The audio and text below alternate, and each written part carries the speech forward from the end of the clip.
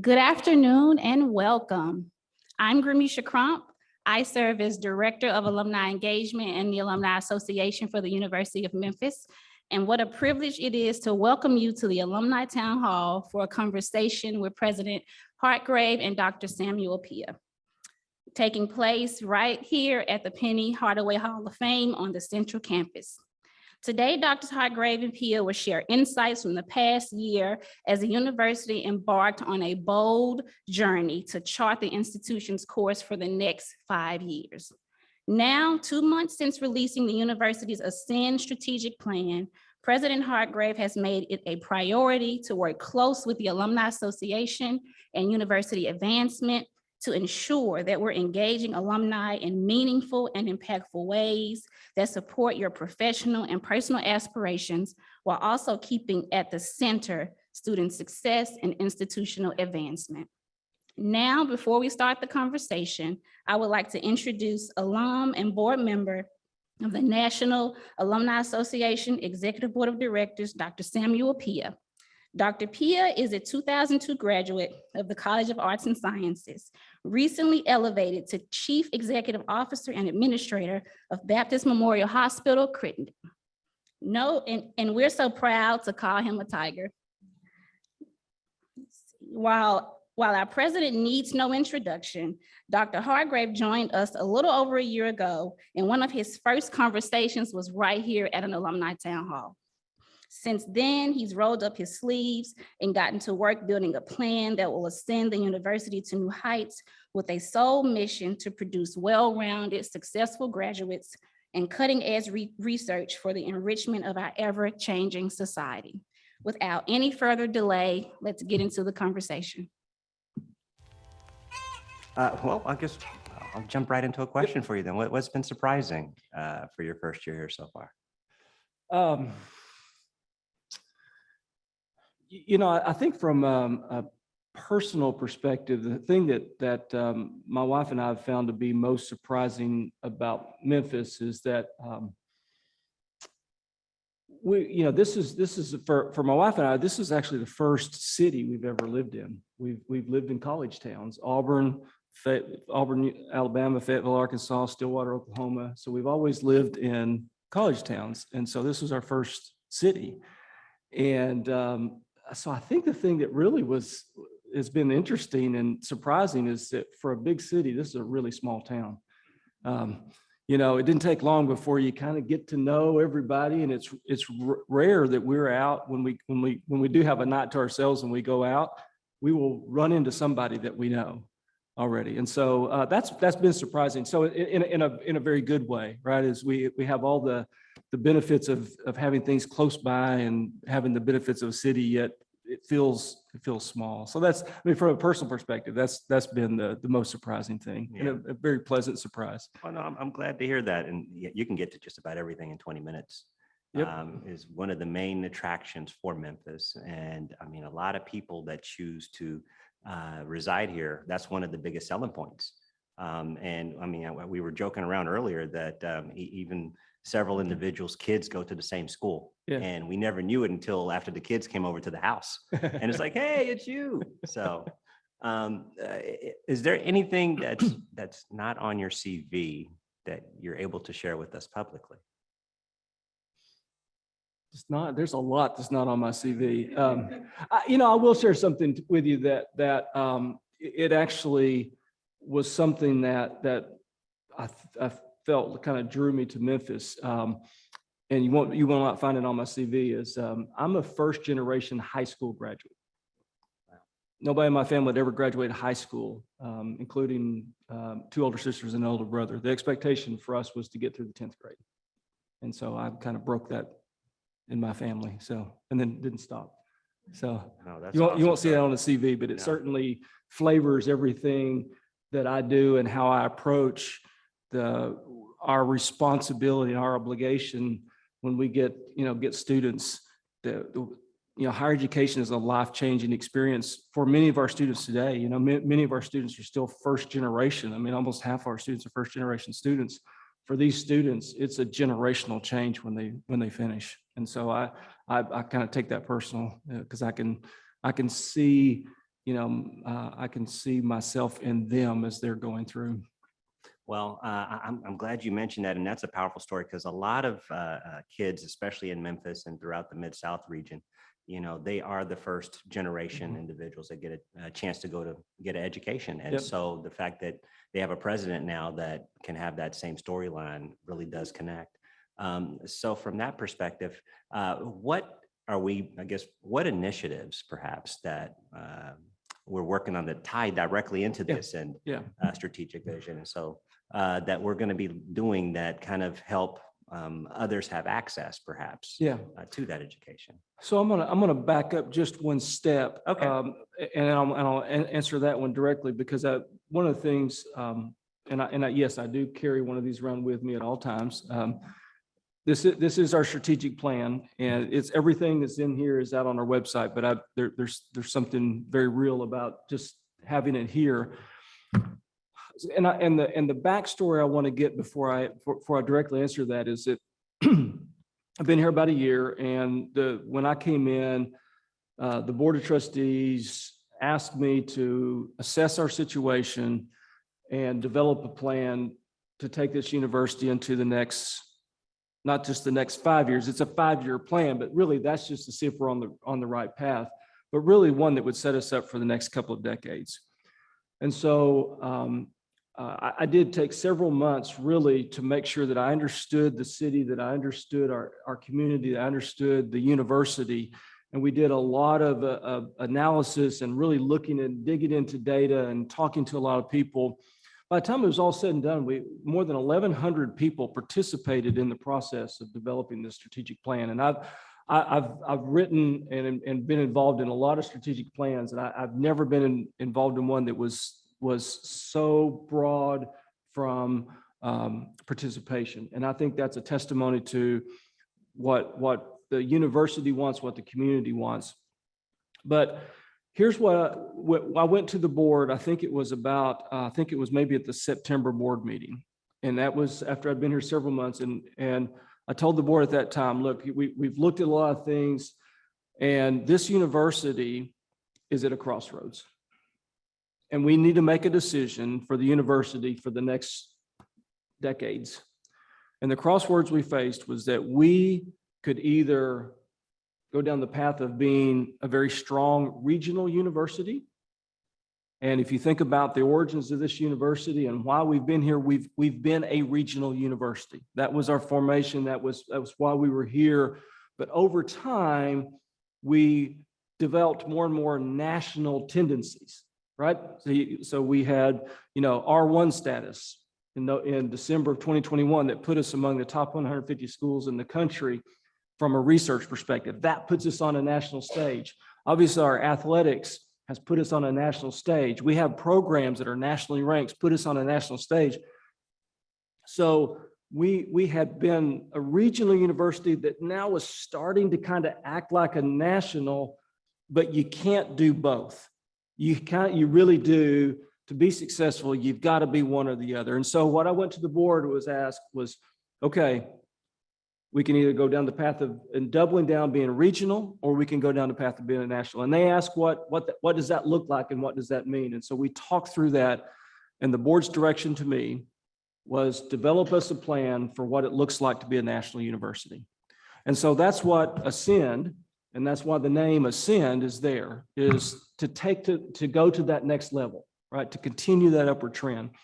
And that's what this plan represents, is what does it take to be a national university? And that's exactly what's in here, is what are those things that we need to do?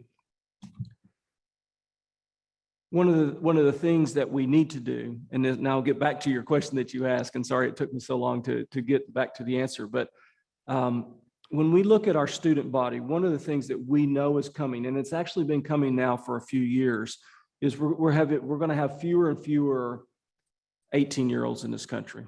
And it's because of the Great Recession, the birth rate dropped off. Now, 18 years later, in 2025, we're going to start paying the price for that.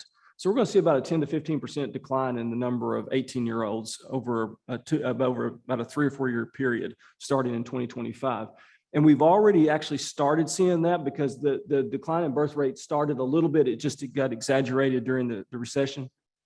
the Great Recession. And so if you look at our enrollment, our enrollment has actually been declining for the past several years on domestic students. And we've been making it up by more international students and growth in our graduate programs. Both are, by the way, are good things. That adds tremendous diversity to our student body, which we're already a diverse student body, but that added really another element. So it's fantastic. So we've been kind of able to hold our own. But when we look at our footprint, about 60% of our students are right here from Shelby County and the surrounding areas, about 83% from the state of Tennessee. So we've done a great job of serving this area. But it's like in business, if you had 60% of your business with one customer and that customer starts hurting, you start hurting, right? And so that was kind of what we faced. So one of the things that we have to do is expand our footprint nationally. And so that's one of the things that you will see is that we will expand nationally. And so we're already doing an analysis of where are there pockets of opportunity for us to go out and bring students from out of state to the University of Memphis. With that, so we'll be very purposeful about where we're going and recruiting. We'll also be more purposeful about our admissions. And in one respect, what I'm going to say is going to sound counterintuitive, so I'll explain. We're going to start increasing our admissions requirements. Now, that's going to sound counterintuitive to access, because you asked about access. So I'm finally getting to your question, right? You know, at this rate, we'll have time for like 2 questions in this hour. We'll shoot for one. No. Feel free to rein me back in at any time. I'm just going to keep talking. But when we talk about access, because here's what happens. Look, when we admit a student who's not quite ready to go to a major university, and they don't make it, they make it a year, and or they fell out after a year, or it's just too much. No one wins in that situation, right? The student certainly did not win. They spent money, they may have had loans, certainly had opportunity cost, and their self-esteem is probably shot, because most students who drop out, rarely do they come back, right? As a university, we certainly didn't win, because we only had them for a short period of time, and then we lost them. And we're a formula-funded state. And so if we bring in a student and they fail out after that first year, we pay the penalty for that for 6 years, because the formula is based upon retention. Okay, so we just took a hit. It's based upon 30 hours, 60 hours, 90 hours toward degree. So we never get that, and 6-year graduation. So we pay that penalty for 6 years. So we have to be more purposeful about helping the students on the front end. And so what we are working on in here, and what was talked about in here, is we start with this idea of outcomes first, making sure we have programs that lead to good outcomes, and then working backwards from that to drive those admission decisions, and then working with our 2-year systems and other schools to bring those students up who aren't quite ready to come here, and then bring them on in from there. Okay. So there are 2 key things that you said that really stood out. And that was that access, part of it, the fact that if by actually changing the standard by which we allow students to come in, we'll actually be helping the students in the long run by getting them to the right level of education. Yep.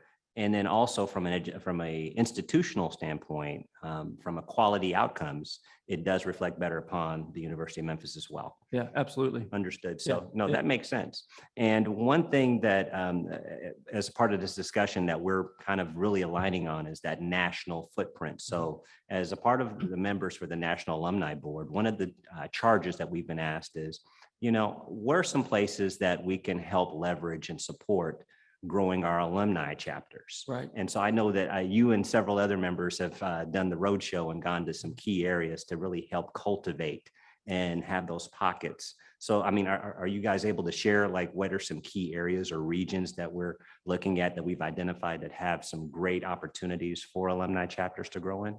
Well, I think what we do know where we have pockets of alumni. And by the way, those are usually ripe areas for recruiting students, because, you know, when we have alumni in the area, at least we have people who know us and understand us, and maybe they've got children or grandchildren or friends, you know, they have children, and that becomes a good recruiting tool.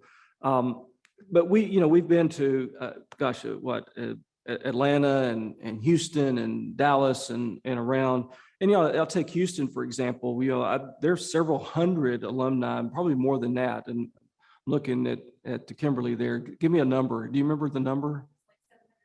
There we go, 700, several hundred, right? So I was too far off. I was very vague, but I wasn't too far off. So several hundred.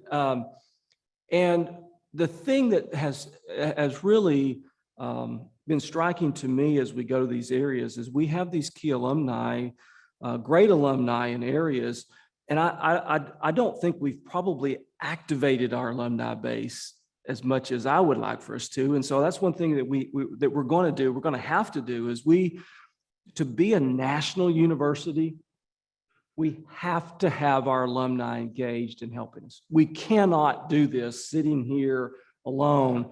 We have to activate our alumni across the country.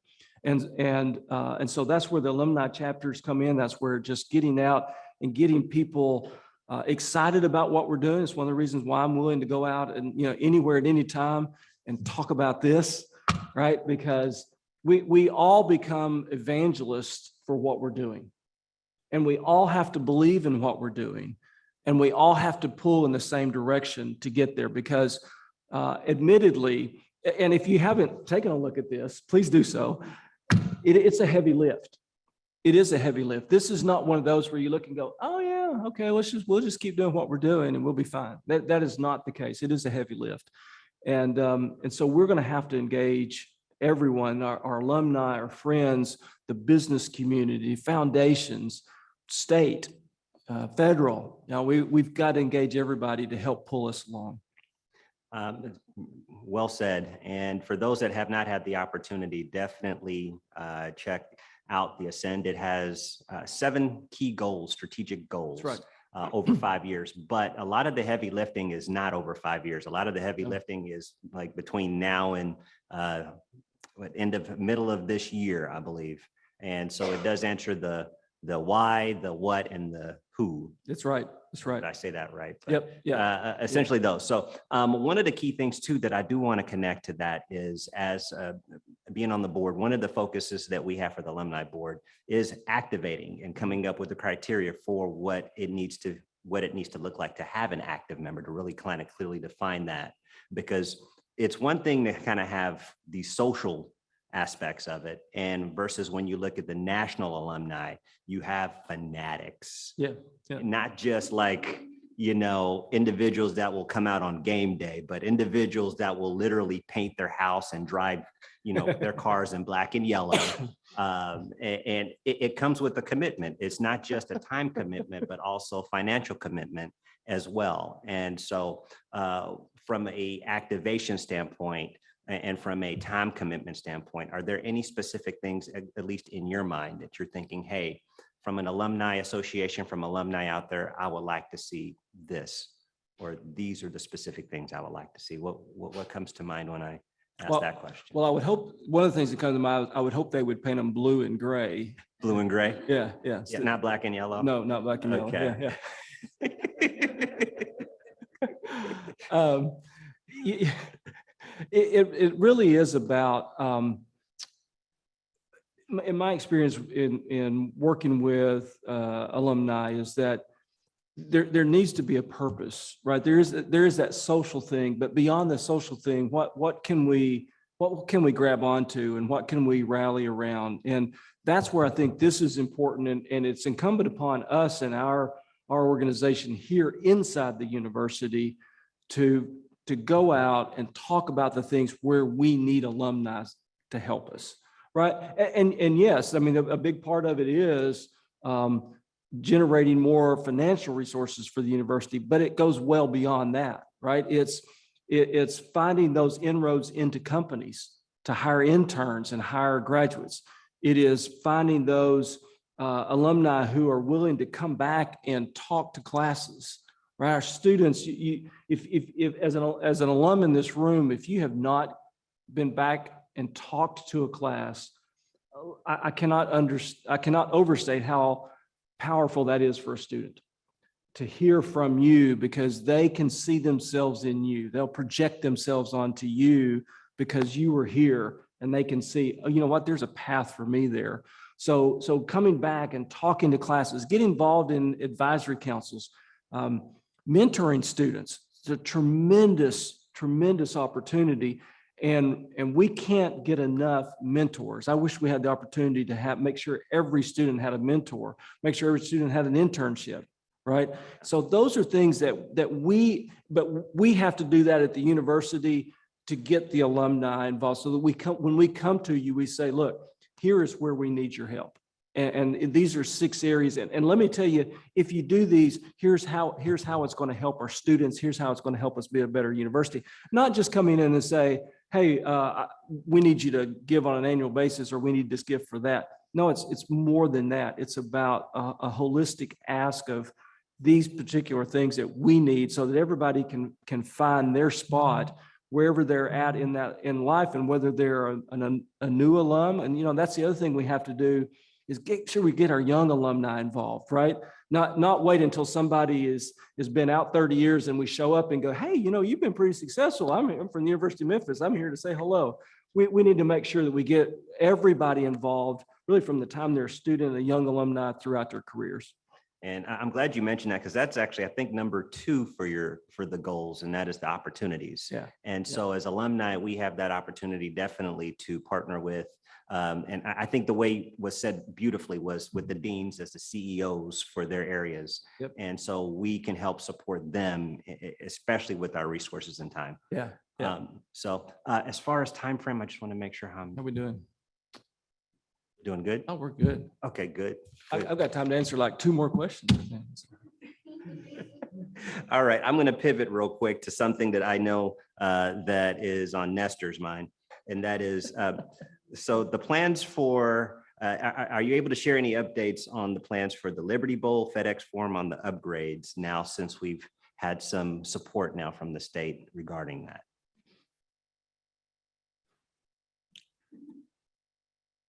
Yes, we're going to upgrade. All right. Thank you. So the good news is, of course, is that the state, it started with the governor's office, of course, and then approved by our legislators. Really, an unprecedented amount of money that they've put toward the city of Memphis, and we, by our association with both the stadium and the arena, will benefit from that, right? I think there's still some wrangling about, exactly what does that look like, but we're moving full steam ahead on the stadium in particular, with a pretty aggressive timeline to start the renovations as early as right after, I guess, the Liberty Bowl. Start the renovations, and then it'll affect the next season. Now that's a pretty aggressive timeline, and a hiccup here or there could affect it. But I tell you what it does for us and why it's so incredibly important. And I give Governor Lee a lot of credit for his willingness to have the conversations, for him to see the benefits, and the speaker as well, because he came out publicly and talked about the benefits to the city and to the university of the stadium renovations in particular. Is that, the athletics world is kind of crazy right now. If you're not keeping up with athletics, it's kind of crazy. And it's, there's a lot going on. It's completely changed over the last couple of years with NIL and transfer portal, but also with conference realignments. And we know that one of the things that was a hurdle for us in previous conference realignments was our stadium.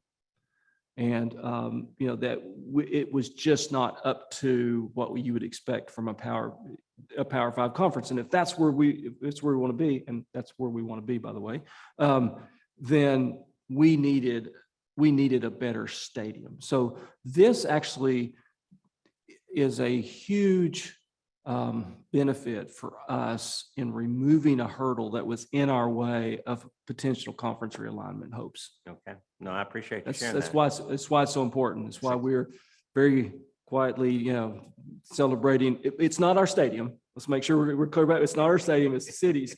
But because we're the chief tenant of that, we benefit from that. And again, I'm so grateful, one, that with Mayor Strickland, because he really led this charge, and to go to the state and get that, $350 million in one-time monies plus all the tax incentives. It's huge. I mean, it's huge for this city. It's huge for this university.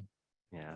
And so as an alumni, I can say that we definitely feel like it's ours, but I fully hear what you're saying. Yeah. Yeah. And so with that, and the statement that we discussed earlier about, Memphis being kind of a small but big town, and even the state sometimes feels that way as well. Yeah. And so having to navigate a lot of the political and policies out there within the area, what as alumni can we do to help support you? Yeah. So we have, we spent a lot of time in Nashville when our legislators in session. And, so one of the things that we have done to make sure that we are properly represented, we had really one government relations person on staff, and we've now built that staff out to adding another state level person, a federal level consulting group, federal level lobbyist group that we're contracting with. And we've added a local community liaison, really to build out, make sure that we are interacting with all of our local elected officials, the business community, but to take care of the things in Nashville, because it is about going out and telling our story, making sure that our legislators are aware of the great things that we're doing. And one of the things, I'll tell you a strategy that does not work. And some of you may not want to hear this, but it's a strategy does not work. It does not work to go to Nashville, to our legislators, and say, I'm from the University of Memphis. You give more money to UT, you should give me more money. That doesn't work. That just doesn't work. What does work is, I'm from the University of Memphis. Let me show you how an investment in us raises up Memphis, raises up the area, which by default then raises up the state. Let me tell you how an investment in us makes a difference.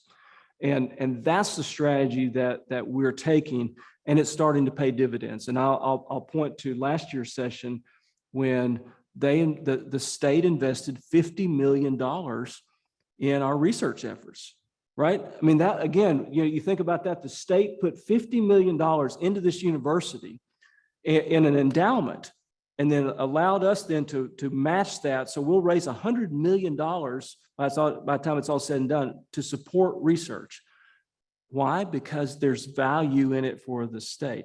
Now, how can our alumni friends and the business community help? Well, there's, we have alumni all over the state. We need support, sometimes talking to legislators, but certainly talking about how important this university is to this area, to the state. And, look, if I've only been here a year, but one of the things you start off by asking what was a little surprising, and I told you the personal side. I tell you a couple other things that have been surprises. One good, one interesting. But one of the good ones is the importance of this university to this community.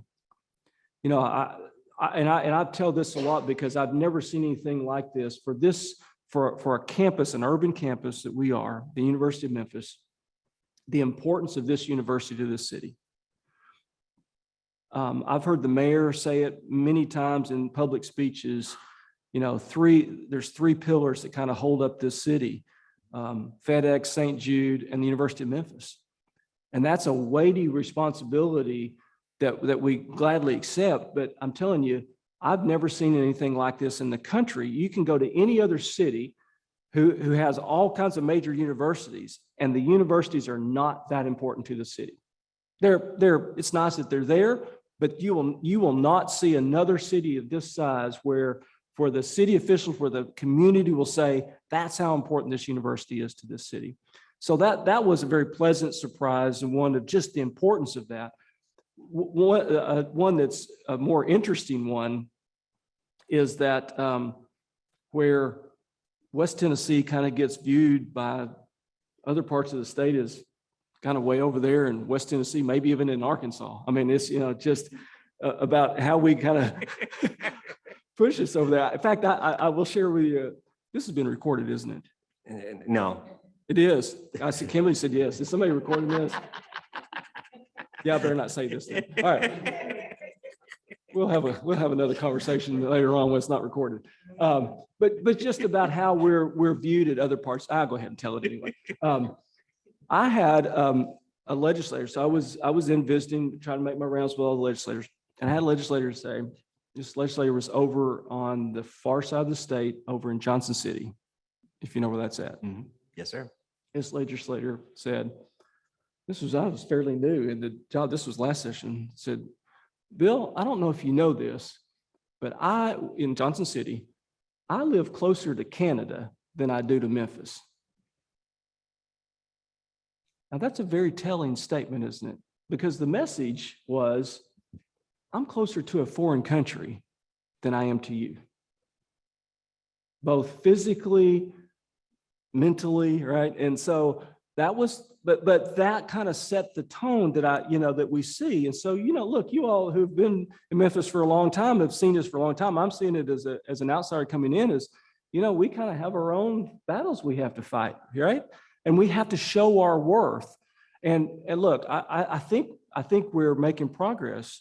Blue Oval City moving to the area, that's an investment in West Tennessee, right? Companies moving into the area, that's an investment in West Tennessee. So I think we're making progress. All right.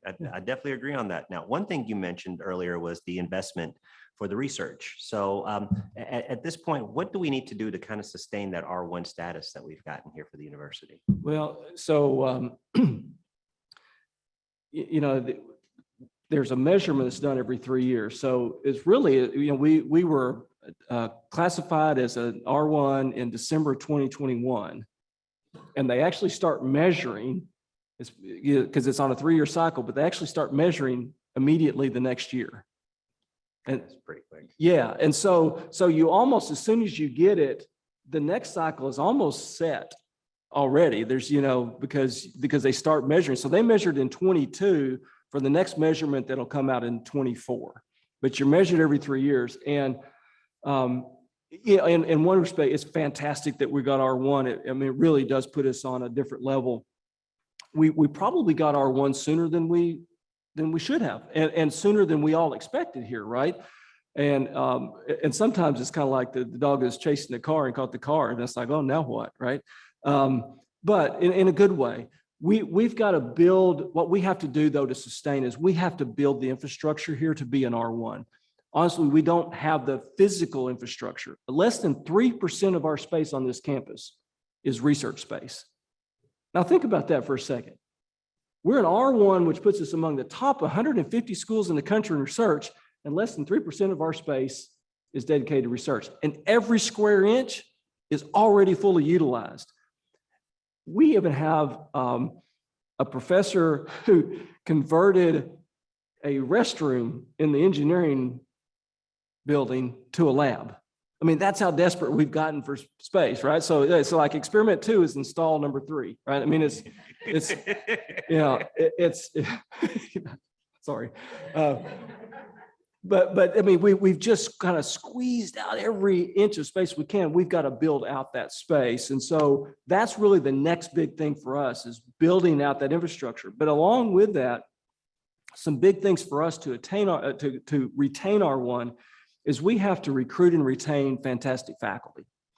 And getting R1 is good, but it was now shined a light on us, and other universities going, oh, look at the work they're doing here. Let's go in, and they've started picking off some of our good faculty. So things like professorships and endowed chairs, crucial to retaining R1. And so we've put an emphasis on that because we have the 50 million. So let's take an endowed chair, which would be generally a $2 million endowment, right? Which would then throw off, 100,000 or so a year, give or take. And you use that to recruit or retain great faculty because it's a prestige thing for a faculty member to have the Smith chair of mechanical engineering or whatever it may be. Well, because of the $50 million we got from the state, now we can go out and raise $1 million, match it with $1 million from the state, and create a $2 million chair. And those are absolutely essential to recruiting and retaining good faculty. And that's something, we didn't have a lot of chairs across campus, these endowed positions, and we've got to build more. Is she giving you the high sign? Yes. Are we out of time? We're out of time already? What? Oh, questions. Yes. So do we have any questions from the audience? Yes, sir. You had mentioned local city, understanding local economic development circles, Does he need a mic? and state, how important that is from a sort of business growth and expansion standpoint. Is there efforts underway in the university to be a pipeline for talent in Blue Oval?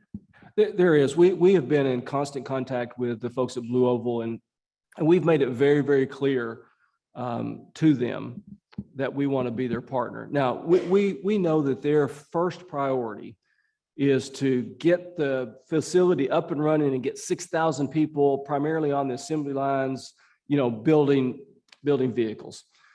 That's not going to be our students that are turning out to do that.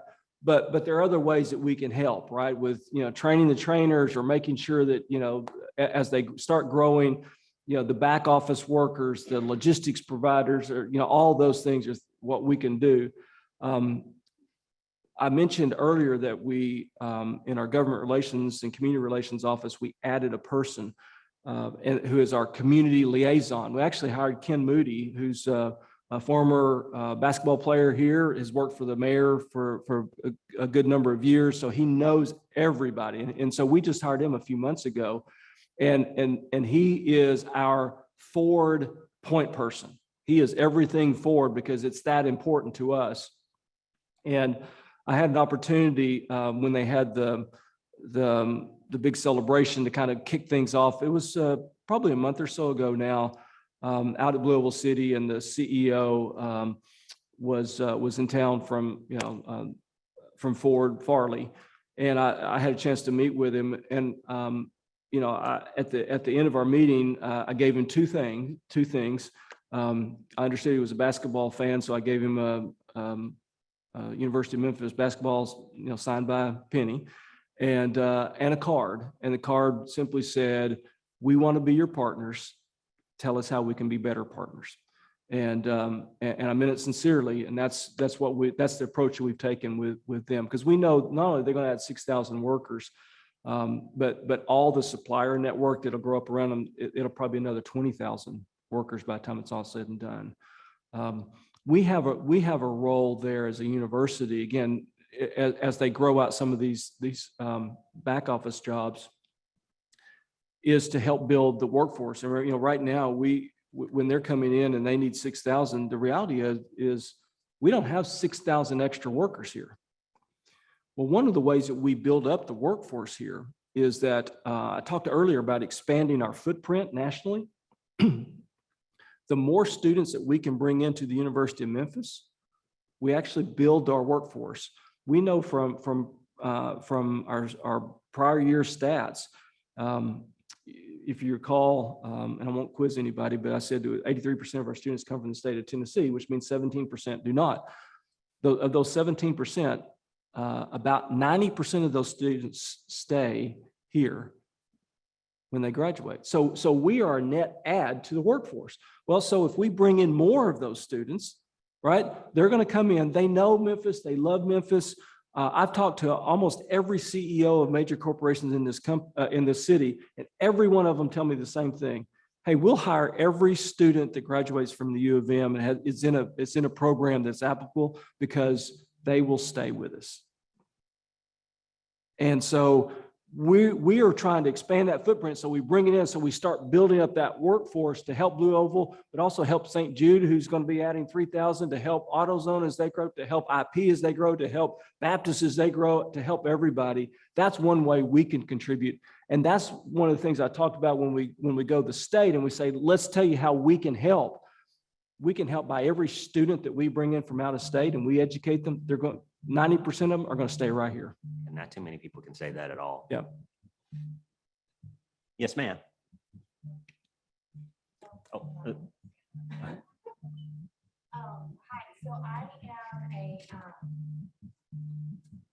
so I am I'm also a graduate of Northwest Community College right down the road, and I greatly benefited from the Tri-County tuition and came over here to Memphis. So I'm just curious as the state continues to invest in like community colleges and two-year programs, how are we how's the university working towards recruiting those students, that are being built up from not going to other regional schools, but also how are we accounting for possible freshman and sophomore loss as these students are going toward those two-year programs? Yeah. It's a great question. And I'm going to give you a very long answer and I'll try to, how long do I have? 10 minutes. So, because it is a very important question. So it goes back to this earlier, I talked about access and having students who are prepared to be successful. So let's take how we do it right now, right? So a kid applies to the University of Memphis. There's kind of three buckets that they get put into. One bucket is, heck yeah, you're in, we want you, please come, you're going to be a great student here. Second bucket is, we're not quite sure you're ready. And then we'll either say, okay, we'll take a chance on you and we hope you do well, or probably not. And the third bucket is, no, you're not ready. You don't have the qualifications to get in. So that's kind of the three buckets that they go into now. The first bucket's great, right? Hey, you're in. But in the last bucket is, hey, you're not in, and that's clear. But you get the middle bucket and you let those students in, and most don't do well because they just weren't ready. So here's what we're going to do. And we're actually starting the pilot this fall. For those in the two buckets that are not clear in, is they're going to get a letter that says, we know you want to come to the University of Memphis, but we don't think you're quite where you need to be successful. But we want to make sure that we stay with you until you are successful. So you're going to come work with us. We're going to advise you. If you want to go to Southwest or you pick your two-year school, we'll tell you what courses you need to take. And when you hit this particular milestone, that could be after a semester, it could be after a year, it could be after a year and a half, whatever. When you hit this milestone, you're actually going to come right back over to the University of Memphis. You're not going to have to reapply. You're not going to have to be admitted. You're going to be automatically admitted. Oh, and by the way, while you're taking those classes over there, you're going to get a UofM ID. You're going to come to basketball games. You're going to come to football games. We even let you live on campus. You can come to, you're going to be everything except taking those courses so that we can get you to the point where when you're here 100%, then you're going to be successful. And we're even thinking about situations where even though you may be taking the class from the two-year, they can actually teach the class here on our campus. So we want to start building that connection, but not put them in a situation where they're likely to fail. And so we start building that up. So that's one thing we're doing, and really to activate that two-year. And by the way, right, in the state of Tennessee in particular, if you're a state of Tennessee citizen and you go to a two-year school, it's free. So that's a win. Now for us, it's from a pure business perspective, we take a hit in the short term, but the long term, everybody's better off, right? The other thing that we're doing, and we're going to pilot it this summer as well, is we have a program that we developed for FedEx called the LIFE program, which FedEx workers can come through and work on their degrees. There's a program that we built to kind of level up so that you take some of the courses that you need just to get ready, and it's 12 credit hours. And we're actually going to start some of those students to get that letter say, hey, if you don't want to go to your school, you can actually take these 12 hours this summer through our LIFE program. And if you complete it by August 1st and you hit these milestones, then you're admitted into the fall and you're ready to go. And we're going to and we're going to do that for free. So it doesn't cost them anything. So we are trying to make investments in these students to make sure that they're successful. And we have to use our 2-year system. I think for far too long from a 4-year higher education, we have viewed the 2-year systems as one of two things. And I'm just being very honest with you, either competition or beneath us. And neither one are correct. We have to view them as part of the educational ecosystem that we work with to ensure every student has an opportunity to get through. No, that's a very innovative approach. Thank you. Any others? That's a great question. Yes, ma'am. Hi, President Hardgrave. It's good to see you. So when you were talking about reinvigorating the alumni, both in Memphis, but nationally as well, I know several faculty and staff members. I am one of them that is a proud Memphis alumni. And so I think my question is very simple. It's how can we help in this initiative? Because not only do we know the value of a Memphis education, we also know the value of University of Memphis right now. So what role can we play to help you in that? So the number one challenge that we face right now is good quality enrollment. And I don't mean that our current students are not quality. I'm talking about having a robust enrollment that is growing despite, the shrinkage of that population. I think we have the capability and the capacity to grow. And it actually falls to every one of us to be recruiters for this university. Every one of us, every faculty member, every staff member, every alumni, every business, because this university is that important to this community, but it's also important to sell this university to those who don't know us, and even to those who do know us, to let them know what a quality education you get here and what a great outcome you get when you finish your degree. There are great jobs waiting for these students when they finish. We just have to get them in and get them through and get them finished. So what I would hope that we develop as over time is that everyone in this room sees yourself as a recruiter for the University of Memphis. And you will use every opportunity to recruit a student. That's what I hope. Yeah. Thank you. Any other questions? Because that was a really good one, because I think there was some dialogue before about the fact that many alumni feel like our degree can be put up against any other program in the country. And that's an example of many of us in different roles currently. So That's right. All right. So my question is about results. So we're having this conversation today. Is there going to be something 6 months from now, a year from now, where we speak to the results of the strategic plan? I couldn't have planted a better question. So one of the things that you'll see in here, we have KPIs for every goal, the key performance indicators. And I'll tell you what I told the trustees when we wrote the plan and we put these in here. These are to hold me accountable to ensure that we're doing the right things for the university. In turn, these will be used to hold every vice president, every dean accountable for making progress on this. And we'll be able to see, are we making progress? Because these are the indicators that if we're doing the right things, we're going to, right now in the book that I have right here, it was the initial run, and we just put the previous 5 years. And we're actually going to do a second run now that we have our projections. So we're going to project out, and those are what's going to hold us accountable. But are we making progress? Now, let's be realistic. I don't know what 5 years from now looks like, but if I have something to work toward, then I know where we need to be. And look, if things get in the way or things are better than, let's say by year 2, we've hit our 5-year goal. You know what? We don't just stop and go, hey, we're there. No, we readjust that goal and we have a higher goal. And there may be other things. So, 3 or 4 years ago, we wouldn't have thought about a pandemic, right? That would disrupt a lot of things. Well, look, things happen, and we may have some of these goals. We may have to go look, and we were pretty optimistic about this. We're probably too aggressive.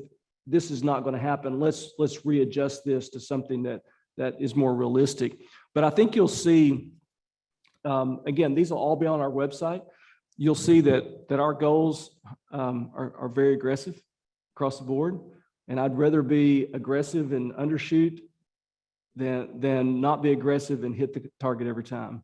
Because look, if we set a low goal, I can guarantee we'll reach it, right? But I can guarantee you that I can guarantee you we won't reach our potential.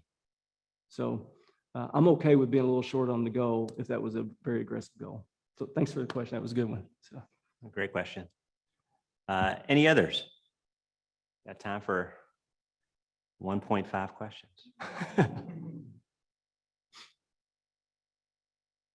Well, I've got one more follow-up question then from here that was submitted.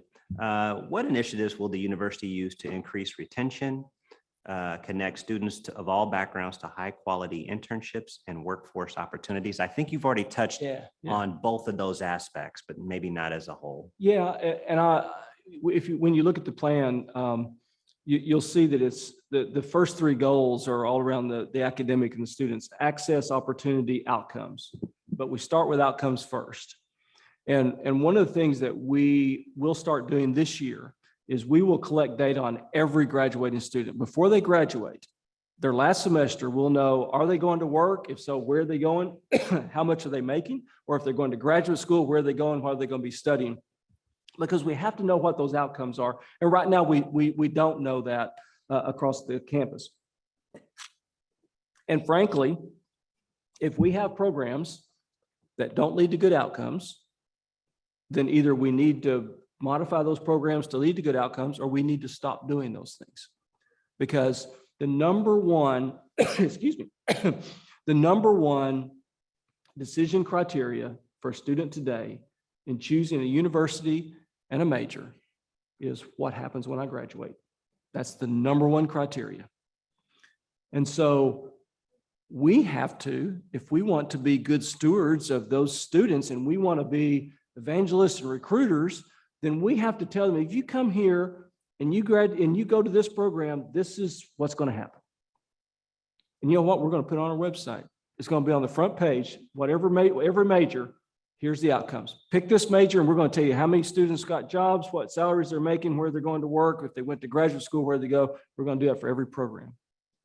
And if we have programs that are not producing, then we're going to change them. We're going to stop doing it. Because if you start with that and then you work backwards from there, because that then informs you what you ought to be doing, and it informs you about the students you let in. If I could wave a magic wand, I'd want every student to have an internship. I think that's one of those the high impact, what we call high impact practices that lead to such good outcomes for our students. Internships are phenomenal. Some programs don't lend themselves well to that, but I've been surprised at how many we already have kind of organically doing internships. So that's one that we'll work on to try to see if we can't get that across campus. We have to have our business community, our alumni helping with that. And I mentioned that earlier. That is one way for our alumni to help is, hey, talk to your company, or if you've got it in your budget somewhere, hire an intern. It's great experience for them, and if you do it right, it's a great work product for your companies. So hire as many interns as you can. All right. Definitely appreciate you saying that, and especially as a parent of a 17-year-old, outcomes that's the kind of language that really excites parents, and then also students knowing where they're going to go. Yep. And definitely encourage your companies to reach out and hire interns, Cynthia, and anyone else. So with that being stated, anything else at this point? I know that we're going to have a link for individuals to be able to access the strategic plan at this point. And so just thank you all so much for your time and for joining us here. 𝗔𝗦𝗖𝗘𝗡𝗗, anything else outcoming? All right. That being said, thank you all. Make it a great day. Thank you.